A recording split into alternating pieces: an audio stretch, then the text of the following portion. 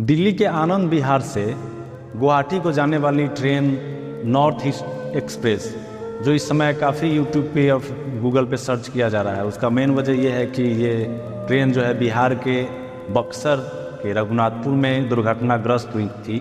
इस पर एक हम वीडियो पहले भी बना चुके हैं, जिसमें आप देखे होंगे कि घटना के बारे में हमने बताया था कि किस तरह का माहौल वहाँ का था, किस तरह का मंजर रहा था, कितना मार्मिक माहौल था। चीखने और चिल्लाने की आवाज़ सुनकर के आपका रूह कांप जाता, इस तरह का चीख पुकार था।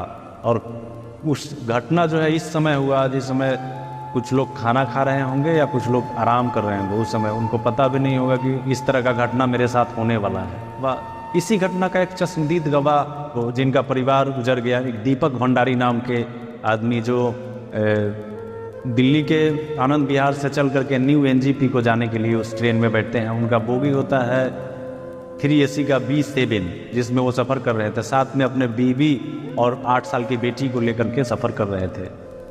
अब लगभग वहाँ से चलने के बाद बक्सर को जब ट्रेन आती है तो लगभग 9:45 बजे के आसपास, 9:45 के आसपास ट्रेन दुर्घटनाग्रस्त होती है। जिस समय ट्रेन की दुर्घटना होती है उस समय दीपक भंडारी अपने 8 साल की बेटी को खाना खिला रहे थे, जैसा कि दीपक भंडारी ने बताया।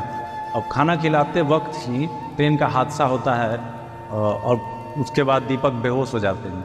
दीपक को होश आता है तो वो हॉस्पिटल में होते हैं। हॉस्पिटल में वो अपने पत्नी और बेटी का इंतज़ार कर रहे होते हैं, लेकिन उनकी बेटी और पत्नी का मौत का खबर उनको मिलता है।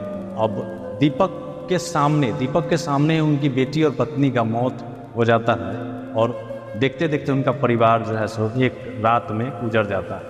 ऐसे उस घटना में तो लगभग अभी तक 4 लोगों की मौत की खबर आ रही है। 100 लोगों के आसपास जो है सो घायल है, जिनका इलाज स्थानीय हॉस्पिटल और कुछ लोगों को एम्स में भी ले जाया गया है, जिनका स्थिति खराब था। और इस घटना का अभी तक जो मीडिया के माध्यम से जानकारी सामने निकल कर के आ रहा है, उसमें टेक्निकल इशू का ही प्रॉब्लम बताया जा रहा है कि ट्रैक का प्रॉब्लम रहा है, इस तरह का जानकारी है। हालांकि ऑफिशियली रूप से अभी वहाँ के जो डीएम है या अन्य कोई पदाधिकारी से इस तरह का जानकारी नहीं मिला है कि रियल वजह क्या है।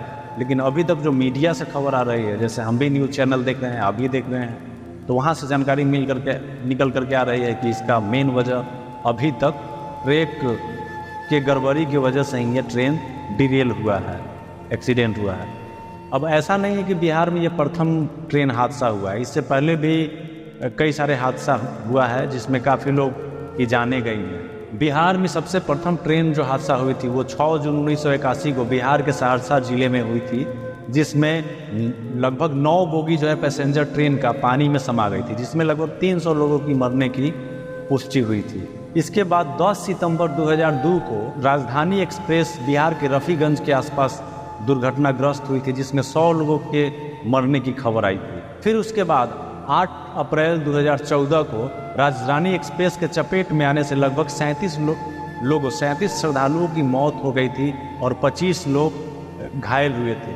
फिर 2014 में ही 25 जून को दिल्ली डिब्रूगढ़ राजधानी एक्सप्रेस हादसे का शिकार हुई थी, जिसमें 4 लोगों की मौत हुई।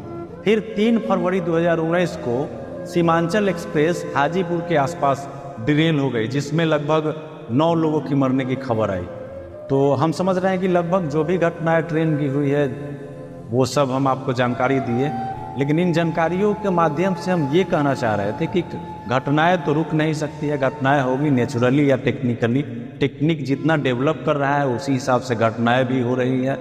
उसको रोकने का काम जारी है, लेकिन पूर्ण रूप से अभी तक रोका नहीं गया है। हालांकि टेक्निक हमें वरदान के तौर पे मिलती है तो एक अभिशाप भी देती है, लेकिन हम ये कहना चाह रहे थे ट्रेन के घटनाओं को हम नहीं रोक सकते हैं, तो अपने बचाव को, अपने परिवार के लिए कुछ किया जा सकता है। ट्रेन के सफ़र के दौरान अगर आप ट्रेन में सफ़र करते हैं तो टिकट लेने जाते हैं आप। मेन मुद्दा मेरा ये था, जो घटनाएं हुई वो तो हो गई, काफ़ी लोग मरे भी, जिनका हमें भी दुख है, पूरा देश दुख मना रहा है। मेरे देश के लिए ये दुर्भाग्य है कि अक्सर इस तरह का घटनाएं हो जा रही है और काफ़ी सारे मौत हो रहे हैं, काफ़ी लोगों की परिवार उजड़ जा रही है। लेकिन ये परिवार को उजड़ने का जो सिलसिला है उसे थोड़ा सा कम किया जा सकता है।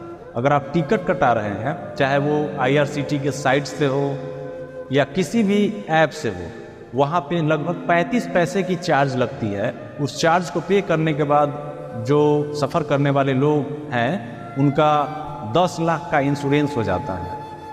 तो 10 लाख के इंश्योरेंस को क्लेम किया जा सकता है। खुदा न करे, भगवान न करे कि इस तरह का घटना हो, लेकिन बचाव तो ज़रूरी है, बचाव तो किया जाना चाहिए।